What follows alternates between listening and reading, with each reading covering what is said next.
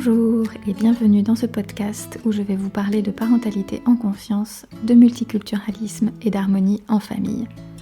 Je suis Clémentine, praticienne en hypnose et en Reiki spécialisée dans la parentalité. Mon mari est tchèque, je suis française et on habite à Zurich depuis 11 ans avec nos 3 enfants. Si vous n'êtes pas encore inscrit à la newsletter, je vous invite à le faire en vous rendant sur mon site clementinepolisensky.com ou sur mon profil Instagram Clémentine Polisensky. Vous y serez informé de la sortie de tous les nouveaux épisodes de ce podcast et vous y trouverez des réflexions complémentaires sur l'éducation et sur nos challenges de parents, mais aussi des trucs et astuces pour vous sentir mieux au quotidien avec vos enfants.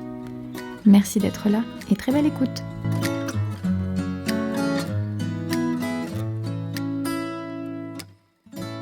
Bonjour à tous et bienvenue dans ce premier épisode.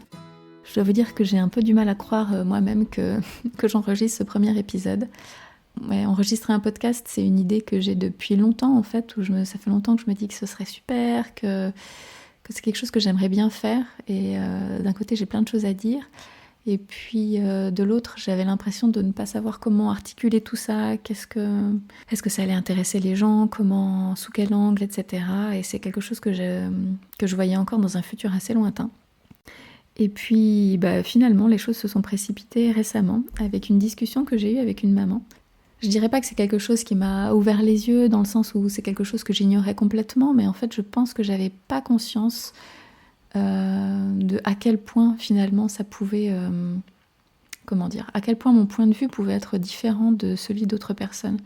Je trouve que quand on a l'habitude, quand c'est notre quotidien, quand les choses évoluent, notre regard évolue, mais au quotidien en fait, au bout d'un certain moment, je trouve qu'on se rend pas forcément compte à quel point finalement notre point de vue a changé, sauf si on se retourne vraiment quelques années en arrière, mais même là en fait, je sais pas, je crois qu'inconsciemment, plus ou moins, j'avais l'impression que tout le monde avait dû évoluer avec moi.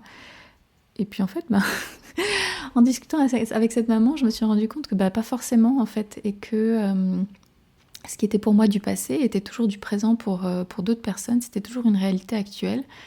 Et en l'écoutant en fait parler et puis en la voyant me poser des questions et s'étonner en fait et s'extasier de ce que je lui répondais, pas sur moi personnellement en fait, je décrivais, en l'occurrence je décrivais un petit peu le fonctionnement de l'école suisse et de la société suisse alémanique du coup. D'ailleurs c'est quelque chose que je voudrais, c'est peut-être quelque chose que je vais clarifier tout de suite. Je vais parler ici de mon expérience personnelle, donc à Zurich, en Suisse, dans une grande ville, et qui ne va pas forcément refléter tout ce qui se passe partout dans toute la Suisse. Mais malgré tout, je me dis que ça reste quand même utile d'avoir ce point de vue, pour lequel ça va être peut-être parfois un peu différent, oui, du reste du pays, mais qui n'en reste pas moins valide. Et ce sera la même chose pour les expériences dont je vais parler, que ce soit à propos de la France ou de la République tchèque, c'est à chaque fois donc un point de vue, une expérience. Et il faut toujours un petit peu faire des généralisations si on veut parler de quelque chose, mais bien entendu, il y a toujours des exceptions et à la règle. Donc pour en revenir donc à cette discussion que j'ai eue avec cette personne qui s'y connaît quand même en fait déjà en parentalité et qui essaye elle-même de faire évoluer les consciences, je me suis rendu compte qu'il y a des choses qui passaient pour moi pour évidentes et qui l'étaient pas du tout en fait pour elle et dans le milieu dans lequel elle évoluait. Donc quand même. Et peut-être que ça vaut le coup de parler de mon expérience, ça va peut-être servir finalement. Et donc c'est pour ça que je suis là. Et si vous m'écoutez toujours, je vous en remercie vivement. Et voilà, je vais aller peut-être dans le vif du sujet maintenant. Je me suis dit que pour un premier épisode, ce serait peut-être bien de me présenter un petit peu plus en détail, et de raconter un petit peu mon histoire, mon histoire en fait, pour planter un petit peu le décor, si on peut dire. Alors voilà, moi j'ai grandi dans le nord de la France, dans le bassin minier, quelque part entre Lens et Arras. Et je viens d'une famille, on peut dire, modeste en fait, avec une maman institutrice et puis des grands-parents qui étaient mineurs. Et puis ma grand-mère était couturière dans sa jeunesse avant de rester à la maison pour élever ma mère quand elle l'a eue. Donc j'ai grandi là-bas. dans un milieu qu'on pourrait dire pas forcément spécialement favorisé. Ensuite, j'ai fait mes études à Paris. J'ai passé plusieurs années à Paris pour faire des études de traduction. Et ensuite, je suis partie et j'ai fait quand même une année d'Erasmus à Vienne avant de finir mon master. Et ça m'a donné le goût d'ailleurs, un petit peu, on peut dire. Et je suis restée 1 an à Vienne, je suis revenue à Paris et ensuite je suis partie définitivement de Paris en 2011. Et j'ai enchaîné les stages à Bruxelles, à Luxembourg, dans les institutions. Ensuite, je suis allée à Prague. J'ai déménagé à Prague parce que, passionnée de langue, j'avais envie d'apprendre le tchèque. J'avais commencé à apprendre le tchèque à Luxembourg avec les amis tchèques que je m'étais fait, en fait. Et j'avais envie d'approfondir tout ça. Donc, je suis allée à Prague où j'ai passé 1 an et où j'ai retrouvé mon futur mari. Donc, on se connaissait déjà à l'époque. On s'était rencontrés justement à Vienne, à l'ONU. On faisait un stage ensemble tous les deux. Et oui, on s'est rencontrés le premier jour à l'entrée. Et voilà, donc on s'est retrouvés ensuite après à Prague, où on habitait ensemble là-bas pendant 1 an, avant de venir à Zurich, où j'ai trouvé un travail en fait, parce que j'étais jusque-là indépendante, j'étais traductrice indépendante à l'époque. Et ça me convenait pas trop, j'avais envie vraiment d'un travail salarié. Et c'est vrai qu'en Suisse, avec le fait qu'il y ait plusieurs langues nationales, c'était un endroit propice en fait pour trouver un travail de ce type. Donc on est venu à Zurich sans trop savoir si on allait y rester. Et puis finalement ça fait quand même 11 ans qu'on est là.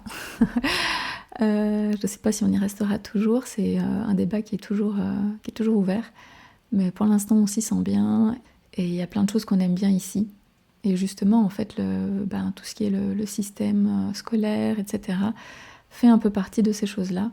La mentalité, même si, évidemment, il y a toujours des choses qu'on aime plus ou moins et certaines choses qui peuvent nous manquer, chacun de notre pays. Mais dans l'ensemble, on se sent bien ici. Et donc voilà. Mon mari lui-même a pas mal voyagé, a habité aussi à différents endroits. Il a passé 1 an aux États-Unis. Il a passé aussi quelques mois pour ses études à Bilbao et puis aux Pays-Bas, à Vienne aussi du coup forcément. Donc lui aussi en fait a un petit peu ce background multiculturel en fait, où lui aussi parle plusieurs langues en fait. Je pense que c'est quelque chose qui a vraiment enrichi notre vision du monde à chacun séparément et puis après ensuite quand on l'a mise en commun encore plus finalement. Mais malgré tout, ça nous arrive encore aujourd'hui finalement d'être surpris, encore après 11 ans en fait, de certaines différences culturelles dont on n'avait pas compris l'ampleur ou on n'avait pas compris que c'était une différence culturelle. On pensait que c'était parfois des incompréhensions personnelles. Ou inversement, on pensait que c'était personnel et en fait on se rend compte avec le temps que c'est plutôt culturel. Et on n'a pas fini de s'étonner. Donc c'est un petit peu tous ces thèmes-là que j'ai envie d'explorer dans ce podcast. Pas que, mais en fait je me rends compte que le multiculturalisme c'est une clé dans ce sens-là. Parce que souvent dans une société donnée, on est tous nourris un peu des mêmes paradigmes qu'on prend pour des vérités. Et en fait ce sont que des croyances mais c'est difficile de s'en extraire quand tout le monde pense comme nous. C'est vraiment difficile de prendre le recul nécessaire sans justement faire un pas de côté pour se dire mais attends, ça c'est pas normal, ça c'est pas nécessaire, ça pourrait être autrement. Il y a un autre monde qui est possible. Et je crois qu'en ça, vraiment, le fait de voyager, d'habiter ailleurs pendant un moment, de rencontrer des gens d'autres horizons, c'est vraiment une manière accélérée, j'ai envie de dire, de se rendre compte de toute la richesse du monde et des différences qu'il peut y avoir et de prendre du recul sur sa façon de penser à soi. Donc voilà, quand on est devenu parent, je dirais avant même de devenir parent, on a quand même beaucoup réfléchi à la thématique et vécu la thématique du multiculturalisme, je vais dire. Mais c'est vrai que quand on est devenu parent, c'est vraiment passé à la vitesse supérieure, à un autre niveau. Parce que c'est vrai que là, le fait de devenir parent, les enfants, l'éducation, c'est vraiment un thème qui tient particulièrement à cœur, je dirais, de tout le monde, un peu dans toutes les cultures. C'est vraiment un sujet assez touchy. Même quand on croit qu'on s'entend bien sur tout, on se rend compte que voilà, là on arrive, on creuse et on se retrouve à vraiment voir les différences qui sont vraiment mises à nu. Disons que ça s'est pas fait, c'est pas qu'on s'est énormément disputé sur le sujet, etc. Mais c'est vrai que c'est là qu'on s'est rendu compte d'un niveau encore supérieur, encore différent de différences dans nos sociétés respectives, en fait. Je me souviens encore quand on est devenus parents en 2016 de notre premier fils. Je me souviens encore, ça me paraît tellement fou maintenant. Mais moi, je m'étais imaginé de toute façon que ce bébé, il dormirait dans son lit, dans sa chambre, en fait. Il y avait sa chambre qui était prête. Pour moi, c'était quasiment... Ouais, c'était une évidence, en fait. Il va dormir dans sa chambre, c'est la chambre du bébé. Et j'avais jamais réfléchi qu'on pourrait faire autrement. Et là, mon mari m'a dit, non, quand même, il est si petit, c'est loin. Et oui, j'avais vraiment, en plus, du mal à m'imaginer, parce que, je sais pas, j'avais jamais eu de bébé, du coup, et puis j'arrivais pas à anticiper comment j'allais me sentir. Est-ce que j'allais vouloir être tout le temps avec lui ou pas ? Je voyais pas tellement le problème, en fait. Bon, après, j'ai eu mon bébé, et puis en fait, ça a été très rapidement une évidence qu'il allait être dans notre chambre. Mais donc finalement, il n'y a pas eu de problème, mais en fait, ce qui était une évidence pour mon mari, en fait, l'était pas du tout pour moi.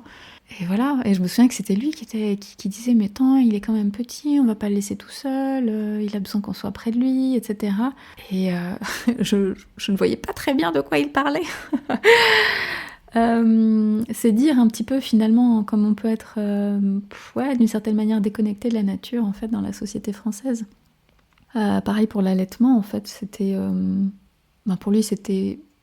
Enfin, je tiens à dire, il m'a jamais forcé à quoi que ce soit ou ce genre de choses. Il m'a pas dit il faut que tu fasses ci, il faut que tu fasses ça. Mais pour lui, c'était plutôt naturel en fait l'idée d'allaiter. Et pour moi, ça l'était pas du tout en fait avant d'avoir mon premier enfant.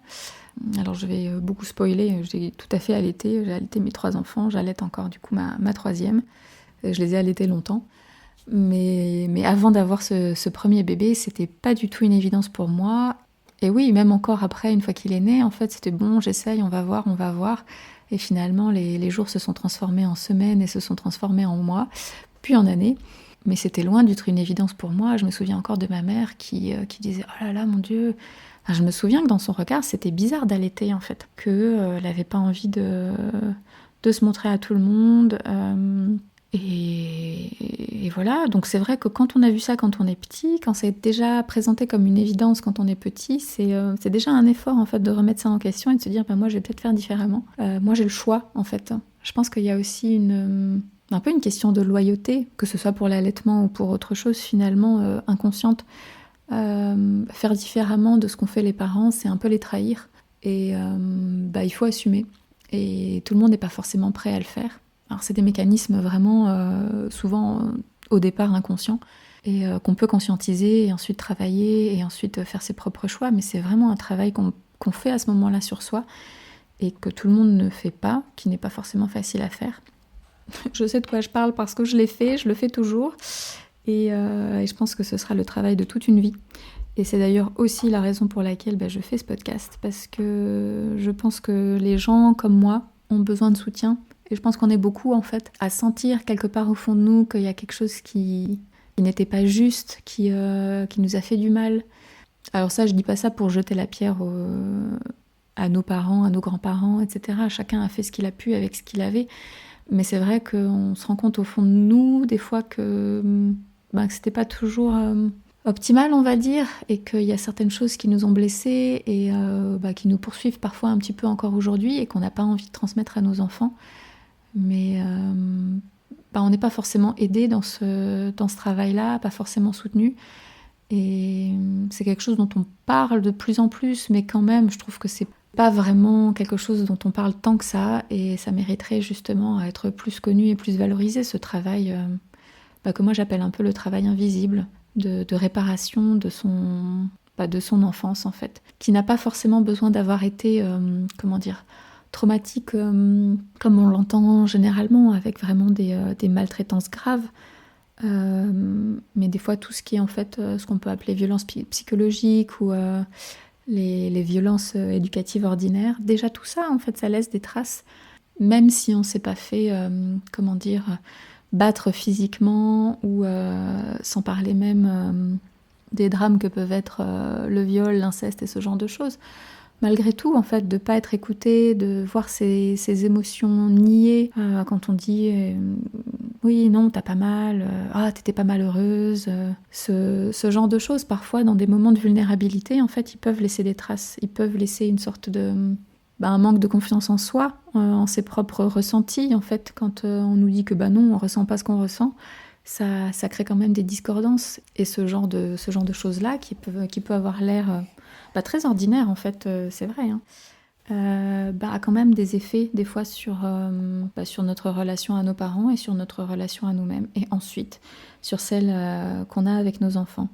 Oui, je crois que c'est vraiment à ça que j'ai envie de sensibiliser, en fait, à l'importance de faire attention à ce qu'on dit, à ce qu'on fait, d'essayer de s'améliorer quand on se rend compte qu'on ne fait pas ce qu'on aimerait faire, en fait. Parce que parfois, il y a aussi une différence entre le parent qu'on est et le parent qu'on aimerait être.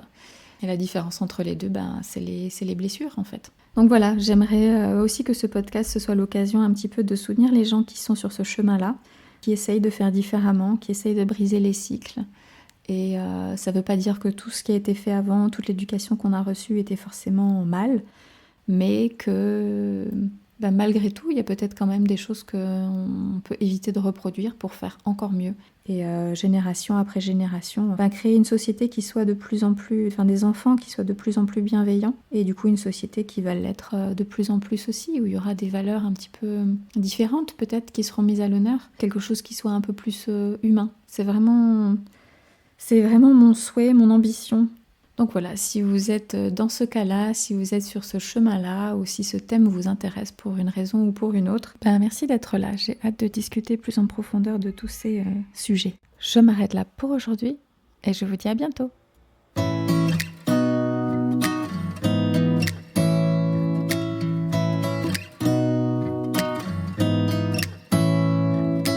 Voilà, c'est la fin de cet épisode. S'il vous a plu, merci de m'aider à le faire connaître en lui mettant 5 étoiles ou en le partageant à quelqu'un que ça pourrait intéresser. Si vous avez des retours ou des suggestions à me faire, n'hésitez pas à m'écrire par email ou sur Instagram.